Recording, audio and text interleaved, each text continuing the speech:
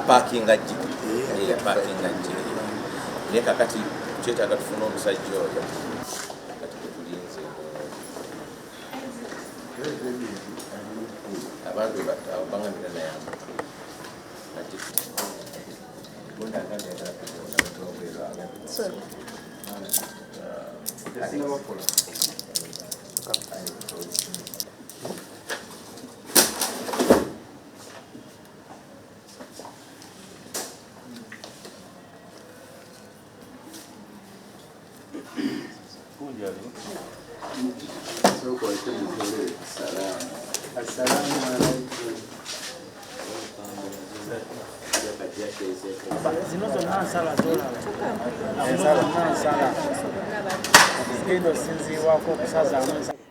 We lodged an appeal in the Court of Appeal contesting the High Court decision which nullified the election and the strong voice of Kawempe North people, which they said quite loudly. We have based our appeal on over 13 grounds, but most importantly, we are saying that the court, the High Court, didn't evaluate the evidence properly, and thus it reached a wrong conclusion, especially the evidence pertaining to the issues of campaigning that Honorable Nalukoola campaigned on polling day, the evidence pertaining to the disenfranchisement of over 16,000 people. We are saying that that was a wrong conclusion, and even the issue of refusing us to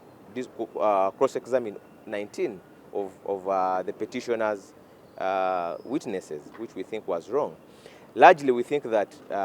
the High Court didn't carry out its duty properly of evaluating the evidence before it, and we are seeking this court to carry out a fresh examination of that record, and we think that it will reach a proper decision. We are also seeking court to maintain the win of Kawempe North and maintain the voice of Kawempe North, and also seeking for costs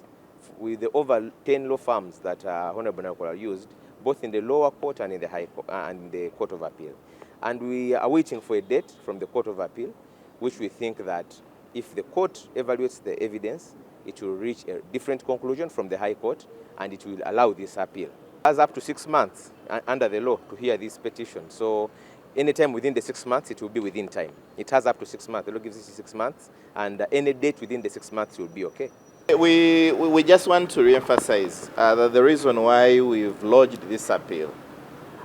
we believe that the decision of the High Court amounted to judicial disenfranchisement,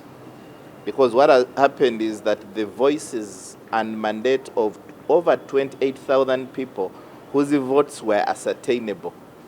were washed away by the decision of the High Court in favor of a number of alleged voters disenfranchised that could not be known and were not proved. So we are saying that it was wrong for the High Court to disenfranchise the people of Kawempe because their voice was clear and who they voted was known. But also secondly, as a Commonwealth country, we are bound by the law precedent, meaning that the decisions of a higher court are binding on a lower court. So in our hearing at the High Court, we gave various authorities from the Supreme Court, from the Court of Appeal, on how the court should handle the complaint before it. However, unfortunately, in total breach of the law and procedure, the court ignored following the decisions that we gave. The Mama Mbaba's decision, how do you deal with missing polling station results, the Kiza Besigye case 2001 and 2006 from the Supreme Court, and court ignored all these because the Supreme Court was very clear that when you are analyzing a substantial effect, you do not consider the total number of registered voters. You only look at those voters that should be proved to have voted and their voices not heard. But what court did is the opposite of what the Supreme Court directs that should be done. And among the other reasons that my colleague has given, it's why we have come to the Court of Appeal to seek the Court of Appeal to reinforce the principle of stare decisis or precedence, that you as a lower court, you must be bound by the decision of the higher court, like the Supreme Court, provided it is still good law. Thank you. Anti mulonzi w'ekira tutaddeyo okujulira mu kooti nga tuwakanya ensala ya omulamuzi wa kkooti enkulu eyasazaamu okulonda kw'abantu b'e Kawempe North era nga kujulirwa kwesigamiziddwa ku nsonga 14 ze tutadde mu kkooti ejulirwamu nenga enkulu tugamba nti ekisooka omulamuzi yali mukyamu oba kkooti yali nkyamu okulowooza nti nno abantu 1,900 baalimesebwa bulemesebwa okulonda. Ekyokubiri okugamba nti Honorable Nalukoola yakuba kampeni ku lunaku lw'okulonda. Tuwakanya ekyokugaana okubuuza abajulizi 19 ebibuuzo kwasoyaso ebibuuzo mu kkooti eya wansi era nga mu byonna tugamba nti kkooti obujulizi obwali mu maaso gaayo teyabuzingulula oba teyabwekenneenya bulungi era yatuuka ku nsala enkyamu era kye tusaba kkooti ensala esazibwemu okulonda okw'abantu b'e Kawempe North kuyimirizibwe nga bwe kwali kuddemu nga bwe bagamba abalonzi bwe bagamba n'eddoboozi ery'omwangu kati Honorable Nalukoola mubaka kinywezebwe era kisigale nga tugamba nti omusango ogwo era balagire nti n'ensaasaanya yonna eya Honorable Nalukoola gy'akozesezza ng'akozesa kampani 10 okuviza bannamateeka zimusasulibwe bamulagirira basasule okuva wansi kkooti eya wansi ne kkooti enejulirwamu. Kye tusabe ekyo tulinze kkooti kati ejulirwamu etuwe olunaku lw'eneewulira okujulira kuno.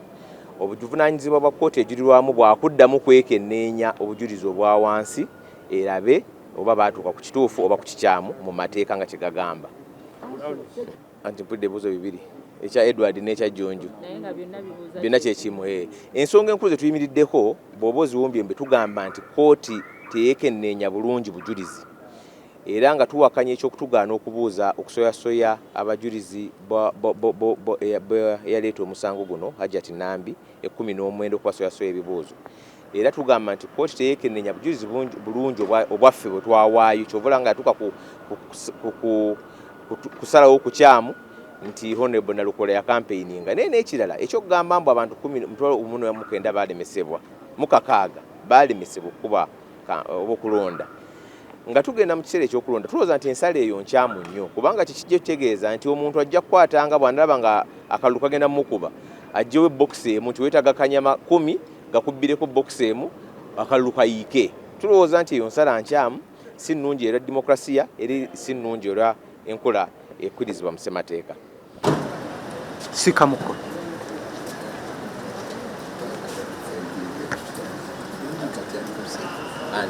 apaakinga jji naye kakati kyetaaga tufuna omusajja oyo bayita